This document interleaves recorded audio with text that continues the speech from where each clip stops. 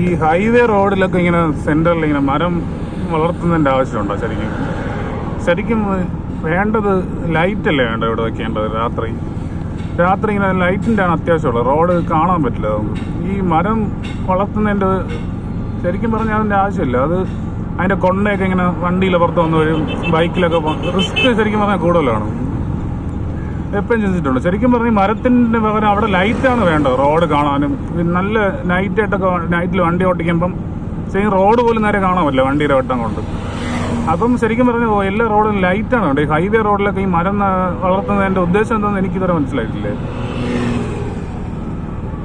അത് റിസ്ക് ഉള്ള പരിപാടിയാണ് ശരിക്കും പറഞ്ഞത്. അതിൻ്റെ കൊണ്ട് വന്ന് വീഴാൻ ചാൻസ് കൂടുതലാണ്. അതിൻ്റെ ചവറ് റോഡ് മൊത്തം ഉണ്ടാവും. എന്ത് മണ്ടത്തരമാണ് കാണിക്കുന്നത്. ലൈറ്റാണ് ശരിക്കും പറഞ്ഞാൽ. ലൈറ്റ് ഉണ്ടെങ്കിൽ നമുക്ക് ഒരുപാട് പ്രയോജനം. നമുക്ക് സമാധാനത്തിൽ വണ്ടി ഓട്ടിക്കാൻ പറ്റും. റോഡൊക്കെ രാത്രിയാകുമ്പോൾ കണ്ട്